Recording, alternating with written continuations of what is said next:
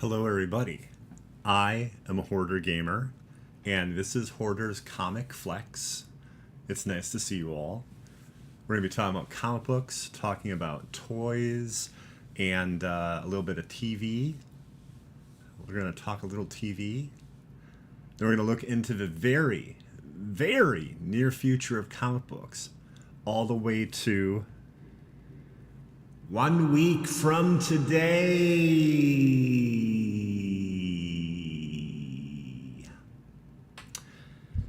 So, we're doing something a little different today.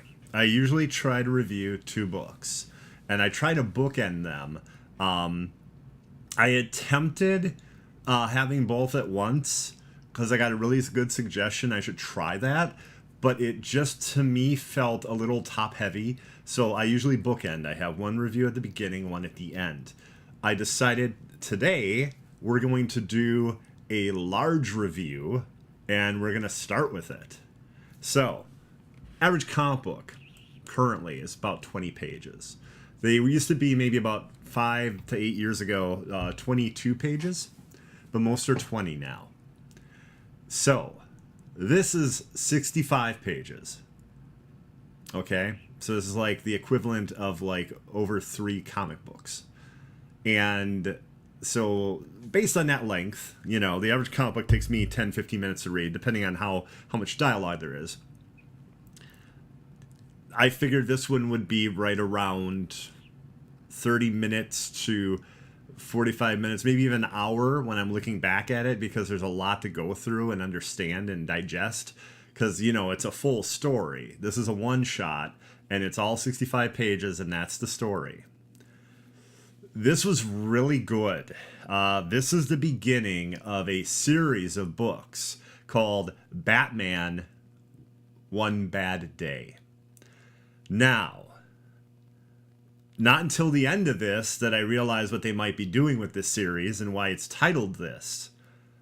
And more importantly, why it's titled Batman One Bad Day and not Riddler One Bad Day. So, there's going to be a series of books. I believe Catwoman is getting one. Mr. Freeze, Clayface. I'm trying to think who all the... possibly Ra's al Ghul. A whole mess of different Batman villains. Penguin are getting a book like this. And they're getting the best writers and artists from like DC to do them. So this is a big deal. This is the first one, and there's like at least 8 of them that we know of. Maybe they'll add more to do an entire year worth. I'm not sure yet. I thought 8 was an interesting number. I would have probably gone for 12 and done a whole year of these. There's more than enough great artists and writers who would jump at the chance to do a 65-page book like this. So, Riddler is an interesting character here because you know him as like, and they make jokes about it, like giant typewriters and like these weird wacky things and all his riddles, you know, riddle me this, all of that. Well, he just basically goes up behind some guy and blows their brains out. No riddle. Nothing. And Commissioner Gordon is like, what is going on here? Because it's, you know, completely not what the Riddler does. And Riddler slowly starts killing people, just like murdering them, and then ends up back in Arkham. And he's there with that first murder. He has a card with the Batman symbol on it. And he's like, you know, contact Batman. And through the entire book, he's there at Arkham, and he's waiting for Batman to come and talk to him. There are some really insane moments here. You find out that Edward Nashton is, which I believe is the name they went with. Edward Nigma is just Enigma, like an enigma, right? That's not his actual name. Edward Nashton is usually the name that's used in the comic books for him. Unlike the Joker, he has a known name, usually. They can change it here and there, but... Kiki, thank you. I appreciate it. So he's abused by his father physically. And his father is a headmaster at a prestigious school.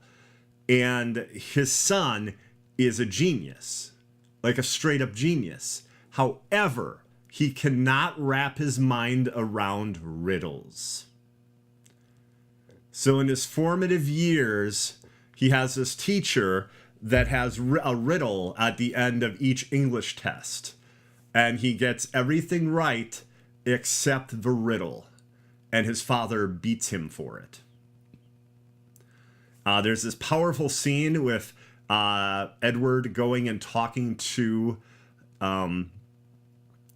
his teacher and just begging the teacher not to have riddles on the tests anymore. And it's really intense. There's this amazing scene where the Riddler is there in front of Commissioner Gordon and, like, I want to say 4 or 5 armed guards. And it's for him to put a straitjacket on because he's in Arkham. Doom, how you doing? Good to see ya. It's him to put a straitjacket on in Arkham. And Riddler goes and turns to the guards. And he says the names of their 3 kids and the school they attend. And says that if he's going to get out of prison. And when he does, he's going to kill those kids. And then he addresses one of the other guards and says he's going to kill their entire family and names the family members. This is a truly Breaking Bad version of Riddler. So not directly to the TV series, but the idea of Breaking Bad is like going off the deep end and doing crazy things, just nuts things. That's what this version of Riddler is. And he goes so far at one point when Batman finally goes to confront him and he names all the other members of the Bat family. Okay? This is where things get insane, though. He also says he knows who Batman is and he basically calls him out. You know, he says he's a billionaire and everything and who he is. Then he says, for fun, I used to like to sneak into your mansion and watch you sleep at night. Then he mentions the names of all the members of the Bat family. And because Batman has the cardinal rule, he will not kill, Riddler says, as soon as I'm out of Arkham, I'm going to kill a member of your family. And I'm just going to keep killing and killing. He basically just drops the riddles and becomes is just a pure sociopathic murderer now. And it's terrifying. And the title One Bad Day has to do kind of with a decision. Because in the original Killing Joke, where the concept of One Bad Day comes up, it's basically the Joker's trying to test Batman and see if he can break him. And that's what I believe this series is about. Batman making that decision. Will Batman kill or will Batman not kill? And I think that depending on the circumstances of each of these books, based on different villains, that's what we're going to see. I won't ruin it for anybody. And there's a lot I didn't cover, but it's really good. I highly recommend this book. Tom King is a great writer. And this version of Riddler is scary as hell. He's basically got nothing to lose anymore. And he's dropped all the pretense. Now it's just murder.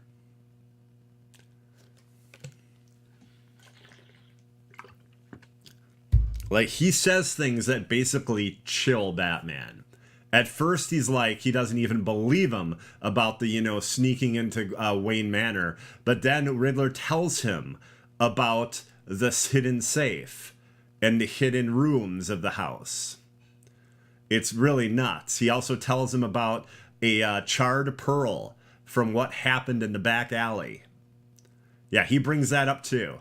He brings up Crime Alley and what happened to Bruce's parents to Batman. Again, proof that he knows who he is. It's really wild.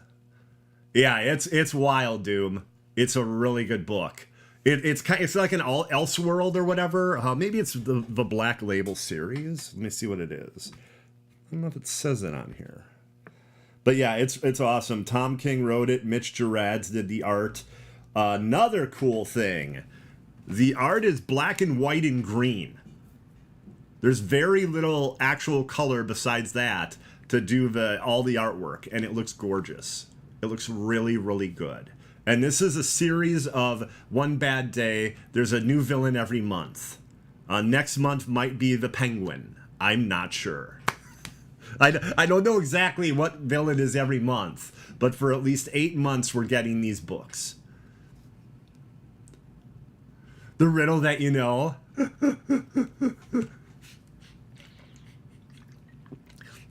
They're taking it off of the Killing Joke. Because the concept of one bad day is like one bad day could make someone like the Joker. And there's a whole, like I said, a couple minutes ago, it's a decision that Batman has to make in the Killing Joke. And that's what I think this whole series is about. The decisions Batman makes. And why.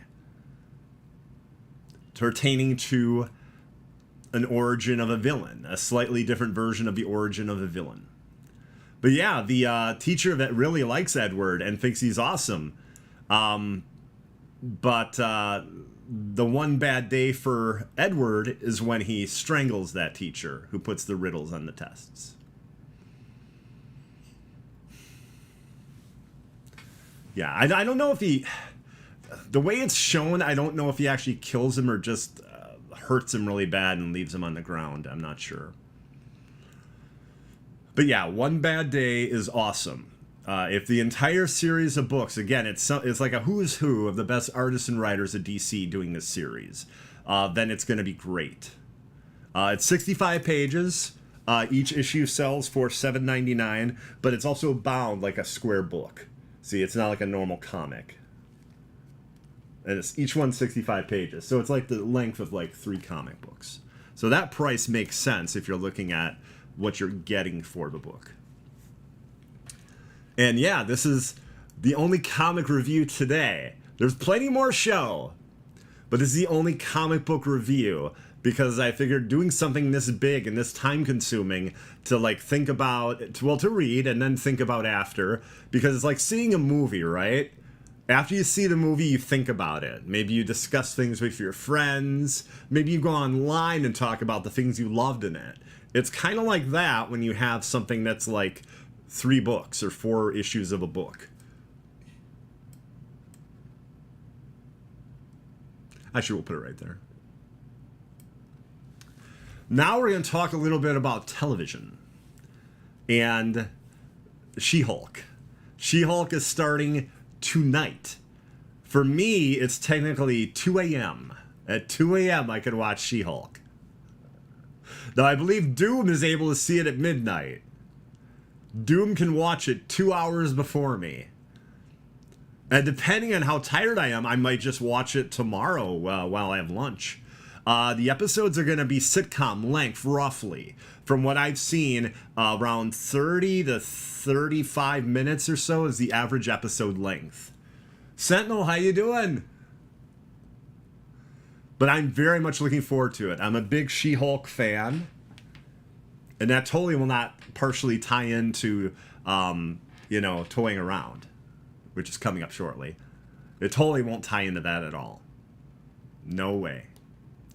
But yeah, Tatiana Maslany is an amazing actress, and she plays Jennifer Walters, also, of course, She-Hulk, and she's awesome. As soon as I heard she was cast, I was thrilled.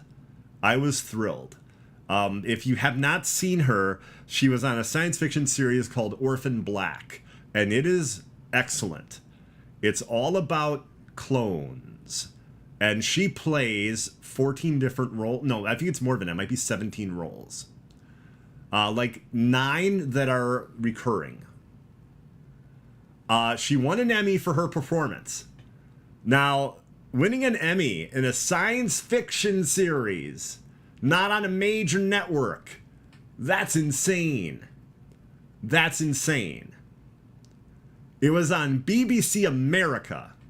That's how you watched Orphan Black. It wasn't on ABC. It wasn't even on Sci-Fi. It was on BBC America. It was a Canadian production. It wasn't British, but it was a Canadian production.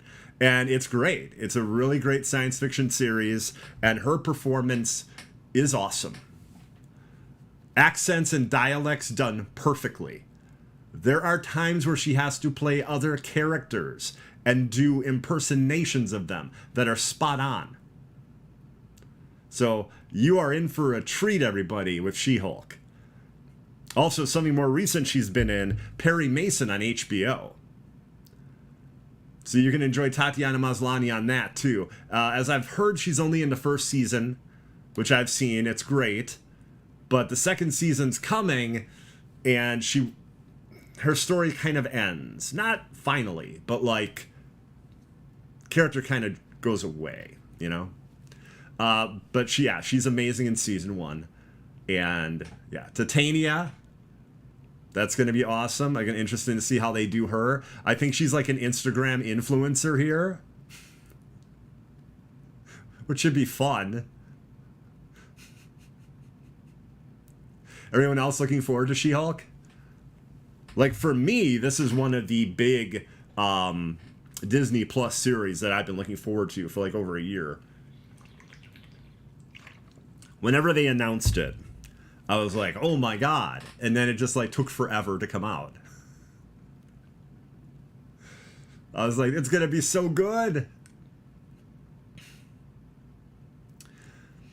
And TV that's already been on. One of the best shows I've ever seen.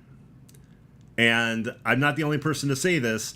The creator of the show, Vince Gilligan, and Peter Gould, they have 2 shows under their belts, which are 2 of the best shows that have ever been on television.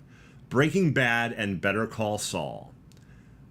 Better Call Saul is the story of a lawyer by the name of Jimmy McGill, also known as Slipping Jimmy, and, of course, Saul Goodman. And it's the very difficult relationship he had with his brother, which comes off a lot like The Prodigal Son. Because, like, the parents, or the mother for sure, seem to favor Jimmy no matter what Jimmy's brother would do. Like, he could do the most amazing things and just be awesome. But they seem to dote on or care more about Jimmy. And they had a really difficult relationship. Jimmy is questioning everything he knows about the law. And he decides to basically work for people he knows are criminals. It's also, too, because he does believe everyone deserves a good defense no matter what. But then he starts getting corrupt. And he starts making these, like, really weird, like, guerrilla style commercials and things. And he's disingenuous. And you see him going down this downward spiral, which basically will affect the relationship he has with his girlfriend, Kim Wexler, another lawyer. And ends up running into Michael Ehrmantraut, who is also from Breaking Bad. And he's like a mix of a fixer and a bodyguard. Kind of a scary character, but a great character. Thank you, Misplaced. But yeah, Better Call Saul is amazing. And the final episode was excellent and paid off the characters. It connected plot lines. It did so much in like an hour and 20 minutes. Hey, Mike, how you doing? I'm just talking about the finale of Better Call Saul. Next week, we'll be talking about She-Hulk. And I mentioned that a bit before earlier with Tatiana Maslany. But right now, just kind of talking about how great the finale of Better Call Saul is and how it was one of the best shows on television.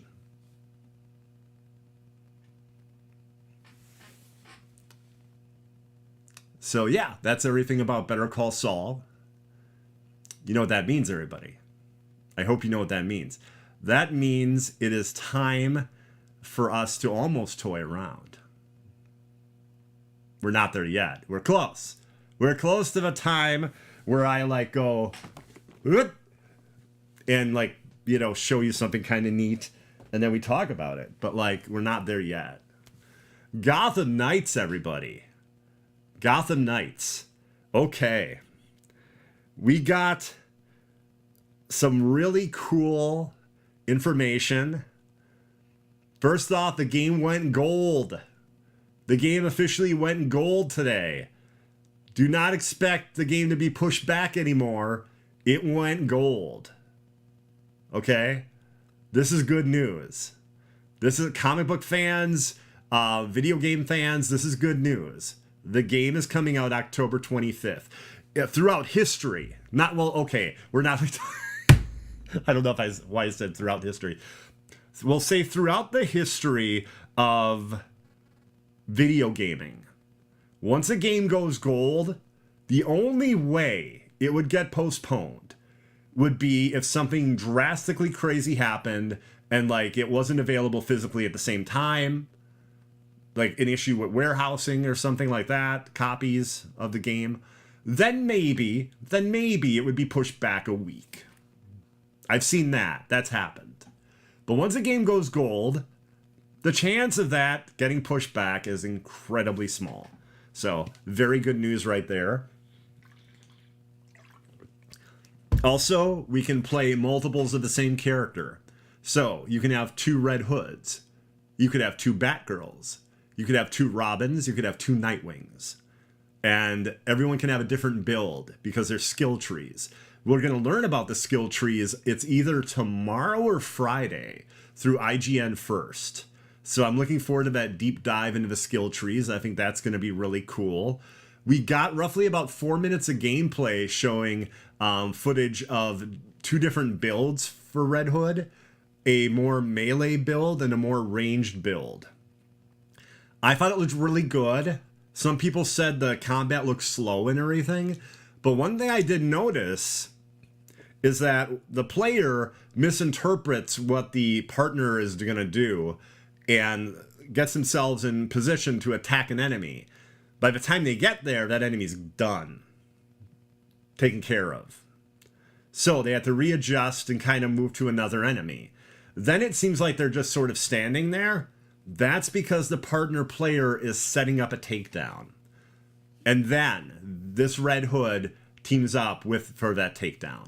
It makes a lot more sense if you watch it. I've seen it 4 times now because it's only a 4-minute video.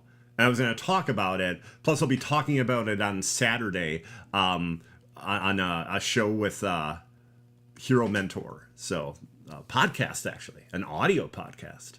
I believe it's going to be on Spotify. If you follow me on Twitter or Hero Mentor, also known as Dave Body, then you'll actually be able to get information on it. Let's see, I'm being joined by somebody too. Somebody really cool. Give me 1 second here. I'm terrible at names. If you know me well, you know I'm awful with names. Give me 1 second here. I want to get this name. It's important. Here we go. I am Life of Dreads. I am Life of Dreads and I will be talking about Gotham Knights. And I'm very much looking forward to it. That's going to be on Saturday. And I think it's noon my time. I'll have to double check. I've got to double check. I don't know. Me too. I'm very much looking forward to how the skill tree works. Because there's certain things I want. I want like the phantom bullet that hits one enemy and then goes and like, through all the other enemies. Not like a normal penetrating bullet that you might have in some game, like a magical bullet. That looked really cool. Also, there was some really cool gameplay shown today, which was really surprising. It's only like 40 seconds, and you get to see traversal for Red Hood. And he goes like 2 city blocks without landing. He ejects off his bike. He uses that like spirit jump or spirit walk, whatever it is. Then he goes and repels, spirit walks again, and crunch, goes down onto some punk. taking him to the ground. So when he lands, he doesn't even land on the ground. He lands on some punk. It looks really cool. It was a really cool little 40-second tweet they put out, and I was impressed with it.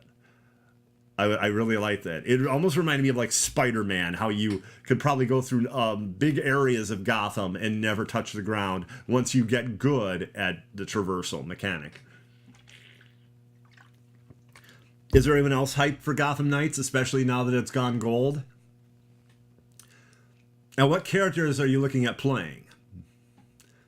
Right now, my plan is to main Batgirl and Red Hood. I will play all the characters, don't get me wrong. There's certain features of all of them that I think look really good. And I want to do a heavily, right now anyway, a heavily melee-focused build for Red Hood, because he looks intense. Like, he looks like a brutal brawler, okay? He looks really awesome that way. And I want to have that ghost gun, or ghost bullets, or whatever that ability is. I don't know what you call that with the gun.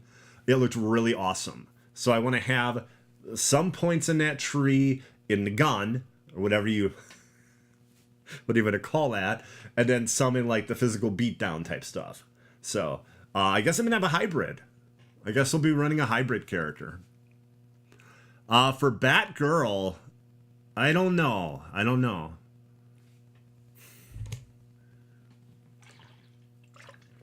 I would think more melee.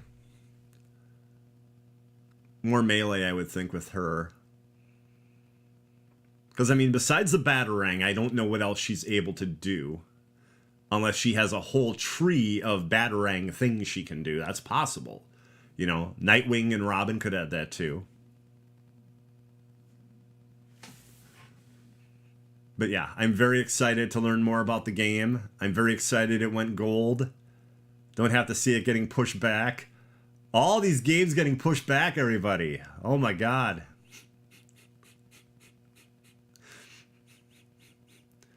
Spider-Man PC and all the cool mods. Very neat. I saw the Stan Lee mod today. The Stan Lee mod was really cool. Yeah, that looks awesome. The amount of detail they put into that mod is ridiculous. Like, it looks like Insomniac could have made that mod themselves. Like, it was really neat. Now, I didn't see it in motion. I only saw pictures of it, so I don't know how it's animated. But, yeah, otherwise, it looked really cool. And the game is still no slouch on, like, the PS5, like the remaster version or anything. That's a game to be very excited for next year, because it's almost a guarantee that Spider-Man 2 will come out next year. It's been in development since 2018. Like okay, I'll take that back. End of 2018, early 2019. That's a pretty long time. 2023 would make sense for a release. Wolverine, though, I'm guessing 2024. Maybe Wonder Woman is next year. I don't know. I don't know how I feel about the chances of that. Plus, we got that rumor about the Fantastic Four game. Skydance's game might be Fantastic Four. A AAA Fantastic Four game. The only Fantastic Four games I had both of the games based on the movies. Now, at least they were the ones from like the late 90s, early 2000s, right? Movies that are still, they're not great, but they were entertaining and they weren't like just terrible. You know, the 2015, I think it was, Fantastic Four was pretty bad. PC makes the PS5 look like a joke. I do not agree. Better, yes, not a joke. It's not the difference between, like, Game Boy Advance and PS4 or something. It's not that much of a difference. It isn't. Yeah, but Hogwarts Legacy, that got pushed back to next year. February, though. They committed to an actual day, though, which I thought was good. February 10th. They weren't just like, oh, sometime next year. They at least gave us a date. And let's see, what else in gaming is exciting? A Netflix special. I will say that Wednesday looks awesome. And getting Luis Guzman to play Gomez Adams was like a stroke of genius. He looks exactly like the original version Charles Adams came up with. Like, it is insane. It's like taken directly from the cartoon and the comics. It's nuts. And people are upset by it, and I'm like, yeah, no, that's really good. That's amazing casting. I would have never thought of Luis Guzman. And I've been a fan of his since Boogie Nights. I say Boogie Nights because, sadly, I didn't see Carlito's Way until probably about 10 years after I saw Boogie Nights.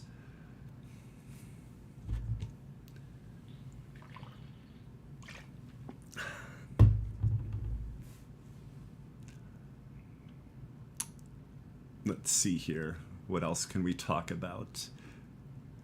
Gotham Knights. Oh, I mentioned the comic book already. In October, there's going to be, by Evan Narcisse, a Gotham Knights comic book.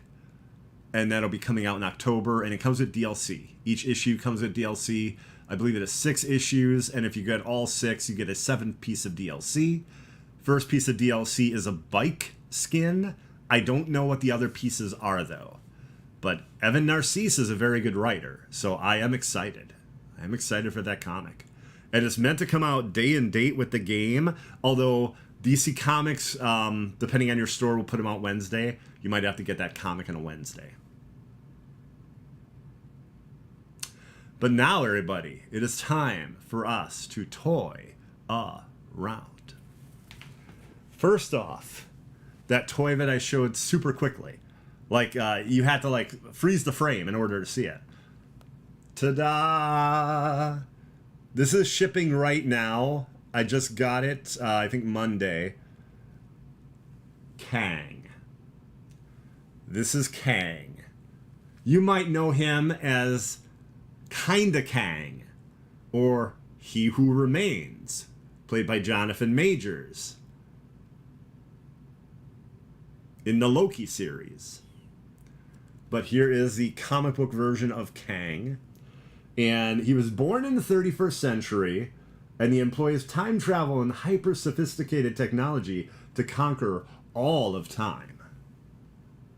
Trying to show it to you without the terrible reflection. But yeah, I think he looks really good. He's got an awesome-looking gun. They did a great job on sculpting the clothes and his face and, like, helmet, I guess it is, that he has. Looks great. He also comes with 3 alternate hands. So that's really cool. They did a really good job on him. And months ago, I was able to get this. This is actually a redo. In one of the previous episodes of Hoarder's Comic Flex, we showed this one off. But it's very timely to do that again because it is She-Hulk. This is not the Tatiana Maslany version. This is the comic book version. But I think it looks really great. And this might be kind of around the time they started doing the multiple heads and multiple hands to compete with other companies, which I really appreciate.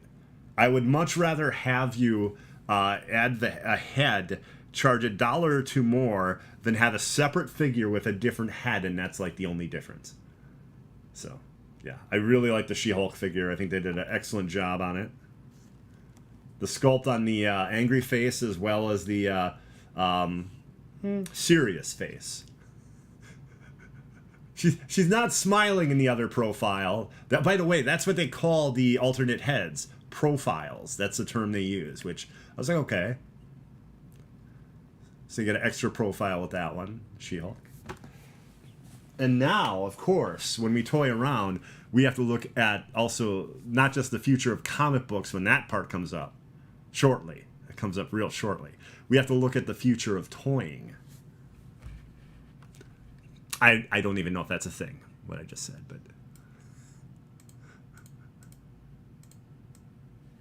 here we go, everybody. Now, believe I showed this last week. I have a good reason to show it again, though. This is part of a Build a Figure series. Okay? All we had last week was Batman. The other pictures are available now. So this is a Batman from Arkham City. I think it looks really good. I think it's a really good sculpt. The past of the Mark McFarlane toys would say between $19.99 and $24.99 for each figure. And in this Build-A-Figure set, you only need 4 figures. You don't need 6, you don't need 8, you only need 4. So, you've got Batman right there.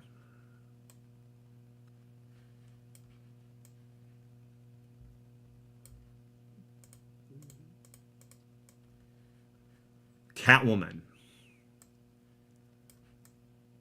I think it's a great Catwoman sculpt. The goggles look awesome. My hope is that the goggles can slide down to fit over her eyes, because she does that in the game. That would be nice. She's got the whip right there. But yeah, I think this looks really good. I think it looks very video game accurate to Arkham City.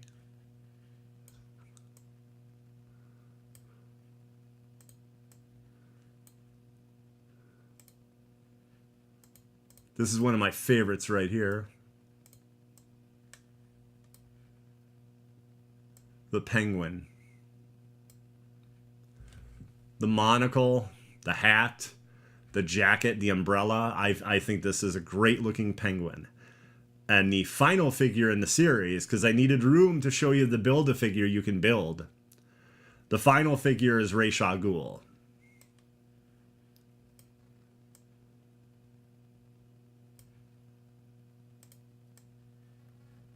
Well, look at this.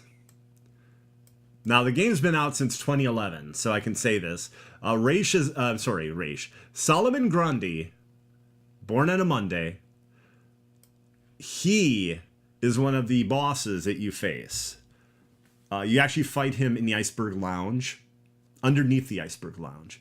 And it's a really fun boss battle. Not terribly difficult, but it's fun. And there's patterns to learn. It really comes off like a boss battle in like a God of War type game.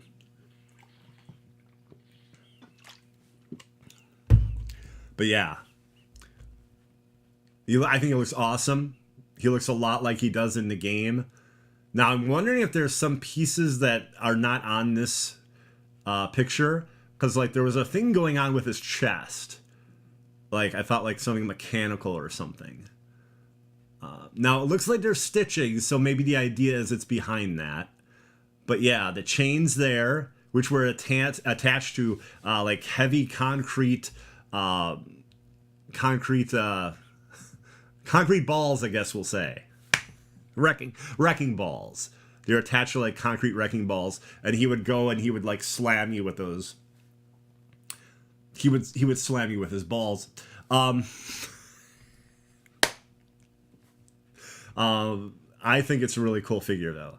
And if you were to buy this figure separately, he'd probably be like $40, because he's going to be huge. Like, I'm guessing with each of the 4 you buy, you get like an arm and a leg.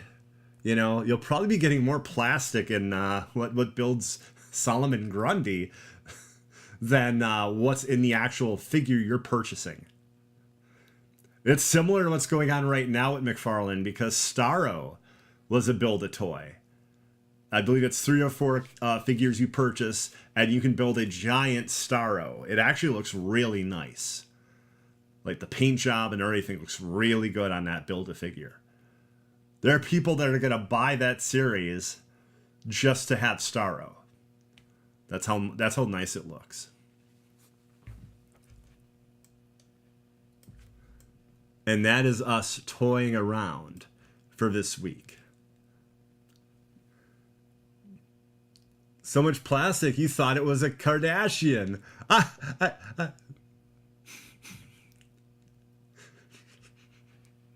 Well, couldn't it be any? I mean, do you have to say Kim?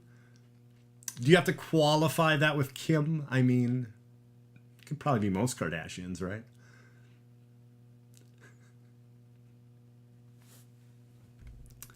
Now, everybody, because we did the super long review for Riddler, or actually Batman One Bad Day, the Riddler. I'll try to get the title a little bit more accurate. We aren't going to have another comic review. That was it. That was a nice long review, probably about twice as long as the usual comic reviews. And we are at the point, though, where we need to prime the pump. We're priming the pump early this week, though. So if you have any questions, anything you want me to review, any suggestions, right now I am priming the pump. I'm priming the pump for those questions. Okay? And we're going to take a look at Future Comics. Future Comics all the way 1 week from today.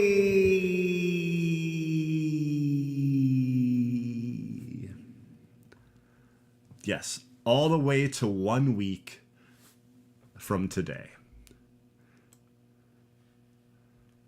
This right here is one of the best comic books you can read currently. It is difficult to explain it. It's like the ultimate eco freedom fighter mixed with body horror. But imagine body horror with plants. You get some idea of that from this cover, right? So imagine body horror with plants, not people. And just some excellent writing from Ram V. And this is one of the best runs of Swamp Thing in recent memory. This is the final issue of Season 2. I don't know if they're doing a Season 3. I'm not sure. But there are trades available for Season 1.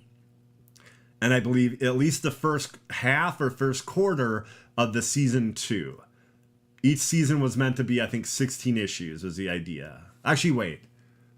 Yeah, I believe that's what they did. I think they started renumbering. It might be 8 and 8, but I'm not exactly sure. It could be a total of just 16 issues. But I can tell you, I got in late. I got in like issue 12. And it's awesome. It's a really awesome book. And yeah, it's something you're going to have to backtrack and probably get trades for. Don't try to get all 16 issues. I mean, it's going to be a lot of energy, a lot of difficulty probably.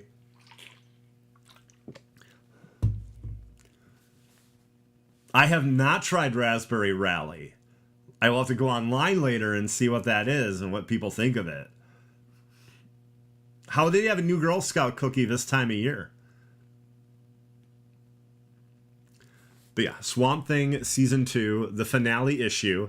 So this isn't me so much as saying run out and get this issue, which I'm sure is excellent, but will probably make no damn sense whatsoever. It's me saying, hey, take a look at the Ram V. That's the name of the writer, Ram V. Take a look at his run on Swamp Thing. I believe he just started like 2019 or 2020, I believe. And away Swamp Thing goes. Next up. Again, this is one of the best comic books out right now. And again, one of the best runs. Action Comics has been like on fire. It has been very good recently. And what's been happening is Superman is off planet in War World, and Jonathan Kent has taken over, and that's in Kal-El. I'm sorry, Superman, son of Kal-El. Okay, he's in that book, and that's like the Superman book besides Action Comics. So, Clark is going to. This is basically close to the end of the whole War World saga. And Clark will be coming back to Earth pretty soon. That's been kind of mentioned in solicits for Future Comics.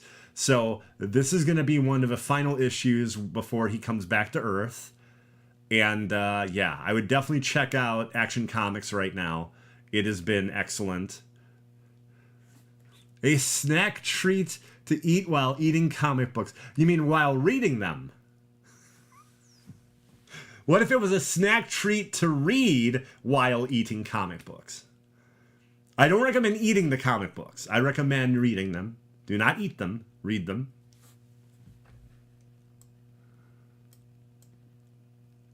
And then, if you were watching Miss Marvel, a very cool show that was on Disney Plus, Damage Control #1. Okay. I believe it's Quicksilver. Of course, it's Nightcrawler, Moon Knight, She-Hulk, and Ghost Rider. That might be Danny Ketch Ghost Rider. I'm not sure which one that is. But here's the exciting thing about this book. Written by Adam F. Goldberg. Ever see a sitcom called The Goldbergs? That's the writer. So if you like that sitcom, if you like other things that Adam F. Goldberg has written, other shows, then you might want to check out Damage Control. Issue 1 comes out next week. And they're, I believe, more like covert in the comic book than they are in the show. In the show, they were more like police, and people knew where they were. And like it was like an open thing, like, oh, they're there looking into this. I believe they're more covert here. I don't know how covert you can be with a dude with a flaming skull and a 7-foot tall green giantess, but and a dude with a tail, but you know, probably more covert than they were in Miss Marvel. But yeah, this is one to keep an eye on, and that's why I was excited by it. Another thing, too, is they're doing a Garbage Pail Kids origin comic. Here's a weird tangent for you, but it'll make sense in a moment. Garbage Pail Kids Origins is going to look at the origins of some of those popular characters. The first issue, I believe, is Atom Bomb, who's actually one of my favorite Garbage Pail Kids. Adam F. Goldberg's writing that, too. So if anyone was going to write a Garbage Pail Kid comic that I would read, that I would think would be funny and actually quality, I would say that Adam Goldberg is a good choice. So, but yeah, just another book that he's writing that I figured I'd mention because of this one here. But yeah, that's those are all the books. Those are all like the exciting books. Obviously, there's other things that come out, right? I know there's a new issue of Carnage coming out next week. Let's see here. Mammoth, how you doing? I appreciate it, Mammoth. Thank you. But yeah, these are all the comic books then for next week. And that was the future of comics all the way to 1 week from today.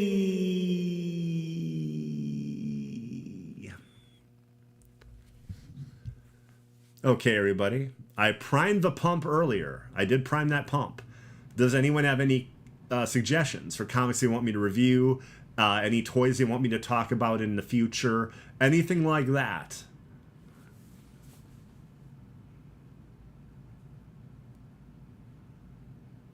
Did you try Raspberry Rally, Mike? Did you like it?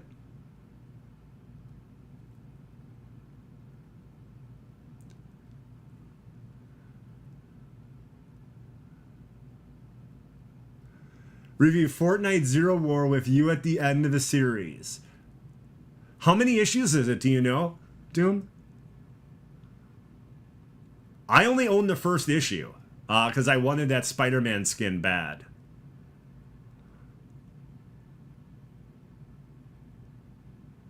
Okay, that's cool, Mike. 6 total. They're on 3 or 4 right now, right? We're at 3. Okay.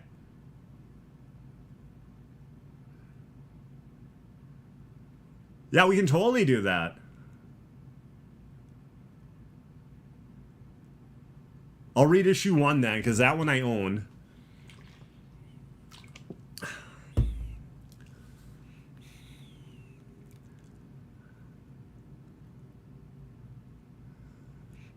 Again, I mentioned it earlier tonight, too. Evan Narcisse, great writer, doing the Gotham Knights comic book, which also comes with DLC.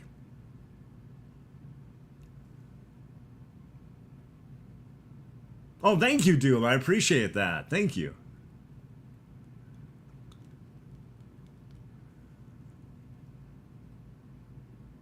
I will say this, they did a good job, like, I think doing reprints or something for that series, too. Because, like, I haven't seen, like, the first week, yeah, they sold out quickly. But then, like, my comic shop had quite a few of issue 1, and even, like, still right now, issue 2. So, they did well with the reprints.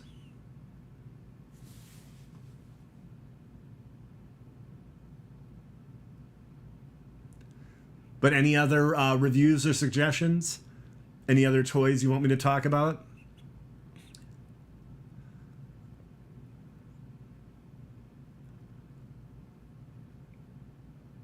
Transformers has a Fallen figure coming out, which I thought was pretty cool.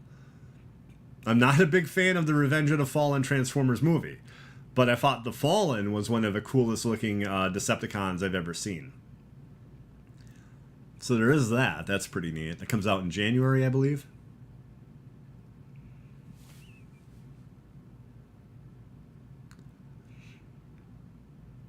Well, everybody, I don't think we have any more suggestions.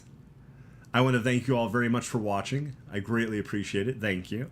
And if you enjoy this, not sure why you would, but if you do, tell other people you know. And yeah, there'll be another episode next week. And probably a really good chance I'll review Damage Control #1. I'd say there's a really good chance of that. I won't guarantee at this point, but I'd say there's a really strong chance of it.